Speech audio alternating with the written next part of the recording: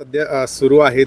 काय जनतेच्या देखील विधानसभा निवडणुकीनंतर काय भावना, काय प्रतिक्रिया आहेत? ठीक आहे. ते म्हणजे असं आहे की संगमेर तालुक्यातील या जनतेनं मला 8 वेळेस विधानसभेमध्ये पाठवलेलं आहे. यावेळेस काही वेगळं घडलं असेल, त्याला कारणं वेगवेगळी आहेत. आणि ते का फक्त इथे घडलं असं नाही, महाराष्ट्रातही आपण एकंदर चित्र पाहिलं तर ही स्थिती आपल्याला दिसते.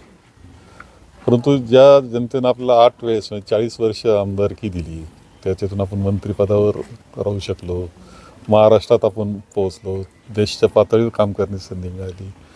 शेवटी काही असलं झालं असेल थोडंफार इकडं तिकडं काही वेगळं, तरी त्यांच्यावर जाणं, बोलणं, संवाद करणं हे तर काम माझं आहेच आहे. त्यांचे आभार मानले पाहिजे आत्तापर्यंत दिलेल्या साथीमुळे. आता सुद्धा इकडं तिकडं झालं असलं तरी खूप लोकांनी काम केलं आहे ना, कार्यकर्त्यांनी. आभार तर मानण्याचं काम आहेच माझं. ज्या पद्धतीने विधानसभेचा निकाल लागला त्यानंतर तुम्ही कुठेतरी आता सावध पवित्रा घेतलाय का? आगामी स्थानिक स्वराज्य संस्थांच्या निवडणुका आहे आणि त्यात कुठेतरी दगा फटका होऊ नये यासाठी तसं नाही. आता वेळ खरं सांगतो मी की मी 99ला मंत्री झाल्यानंतर राज्य पातळीवरचं काम मला सुरू झालं. जरी 14 ते 19 मी फक्त आमदार होतो, तरी देश पातळीवर काम करण्याची संधी मला दिली गेली होती. त्यामुळे एक जो संपर्क सातत्यानं पहिल्या 15 वर्षामध्ये आमदारकीमध्ये असायचा, तितका माझा नव्हता. तर आता एक संधी मिळालेली आहे, तर त्या निमित्तानं मी हे गाववार भेटणं, त्यांच्याशी बोलणं, चर्चा करणं, असं ह्या सगळ्या गोष्टी मी करतो आहे. सावध काही नाही, हा तालुका अत्यंत चांगला तालुका आहे. आमचं कामही खूप चांगल्या पद्धतीनं झालेलं आहे. संस्था आमच्या चांगल्या आहे. हा दुष्काळी पट्टा आहे, हा आपण जिथे उभा आहोत, हा पिढ्यानपिढ्या दुष्काळी आहे. परंतु आम्ही इथे निळवंड्याचं पाणी आता आणलेलं आहे. त्याचं वितरण व्यवस्था अजून बाकी आहे आणि ते पाणी सगळ्यांना मिळालं पाहिजे, हा प्रयत्न माझा आहे की कुणी वंचित नाही राहिलं पाहिजे. या दृष्टीनं मी काम करत होतो. म्हणजे मला करावं लागणार काम परतही आग्रही धरावा लागणार आहे. वेळप्रसंगी आंदोलनाचा भूमिका घ्यावा लागतील. परंतु ह्या सगळ्या दृष्टीनं त्यांच्याशी चर्चा करणं आवश्यक होतं, ती करतोय. स्थानिक स्वराज्य संस्थांच्या निवडणुका येऊ घातल्या, काही कार्यकर्त्यांना देखील सूचना काही दिल्या आहेत? नाही, कामात आपण राहिलं, सतत राहिलं तर वेगळ्या सूचना देण्याची काही आवश्यकता आहे असं नाही. भेटीगाठी चालल्या, काम चालू असलं, लोक कार्यकर्ते सतर्क आपोआपच होतात आणि काम चालतं.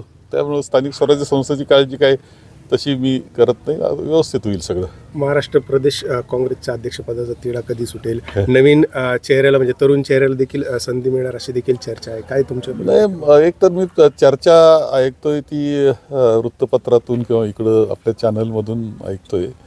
आज अध्यक्ष म्हणून नानाभाऊ पटोले काम करतायत आणि काम चाललेलं आहे. त्यामुळे ती काळजी, तसं आता नवीन बाबतीतली काही चर्चा माझ्यापर्यंत नाही. कुठेतरी उद्धव ठाकरेंचं कालचं वक्तव्य बघितलं तर आगामी महानगरपालिका निवडणुका असतील किंवा स्थानिक जे स्वराज्य कार्यकर्त्यांचा आग्रह आहे, ते म्हणते की स्वबळावर लढा आणि योग्य वेळी निर्णय घेऊ असं देखील म्हणतात. काय महाविकास आघाडीचं काय भविष्य? नाही, ठीक आहे. आम्ही एकत्र बसून अजूनही खरं म्हणजे पवारसाहेब आम्ही सगळे एकत्र बसून काही गोष्टी चर्चा करू. आम्ही एकत्र काम केलेलं आहे आता 19 सालापासून. काम चांगलं झालं. विधानसभेला जरी निकाल ठीक आला नाही, याची कारणं वेगळी आहेत, परंतु महाविकास आघाडी म्हणून आम्ही काम चांगलं केलेलं आहे. त्याचे फायदे शेवटी विसरता येणार नाही. आम्हाला एकमेकाला साथ देत पुढं जावं लागेल, कारण भारतीय जनता पक्ष किंवा महायुती यांची कार्यपद्धती ही काही जनतेला हितकारक नाही.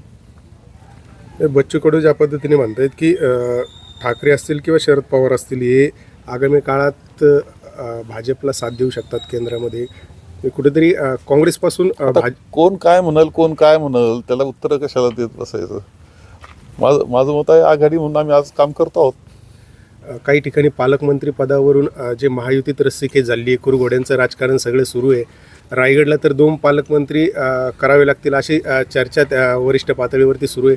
काय वाटतं, ह्याच्याच कुरघोड्या सुरू राहिल्या तर महायुतीचं भविष्य काय राहील?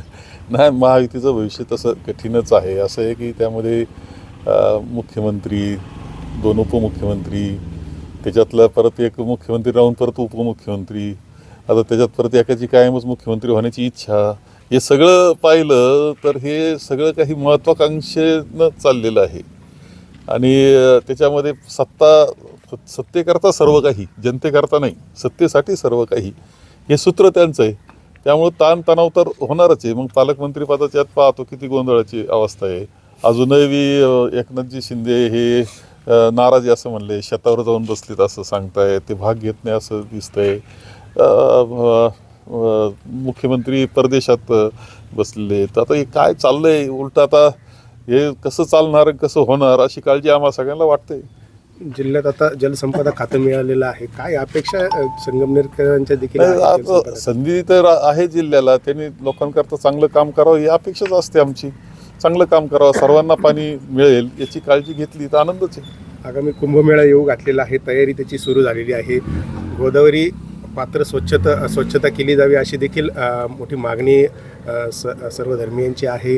काय वाटतं, जलसंपदा खात्याने याबाबत पुढाकार घेतला? काय नाही, पुढाकार घेण्यासारखं आहे. चांगलं काम करण्याची संधी खूप मोठी जलसंपदामध्ये असते, त्यामुळे ती तर आहेच आहे. गोदावरी स्वच्छ करणं, पाण्याचे साठे वाढवणं, पाण्याचं नियोजन चांगल्या पद्धतीनं करणं, ते सर्वांना मिळेल अशी काळजी घेणं, त्याच्यामध्ये नासधूस न होणं, खूप म्हणजे जलसंपदा खातं चांगलं आहे. वापरता कसं तुम्ही त्याचं, हा प्रश्न आहे. त्याच्यातून राजकारण करू नये, कोणाचं पाणी पळवापळवी असं नाही झालं पाहिजे, एवढीच अपेक्षा राहील.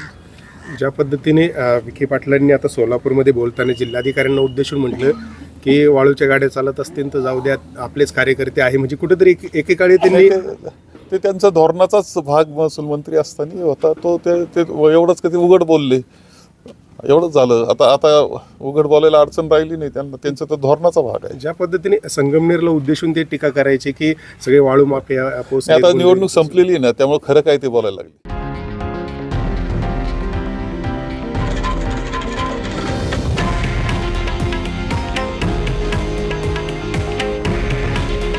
हे आहे देशातील नंबर 1 न्यूज नेटवर्क आणि आपण पाहत आहात TV9 मराठी. काळजी तुमची, हित महाराष्ट्राचं.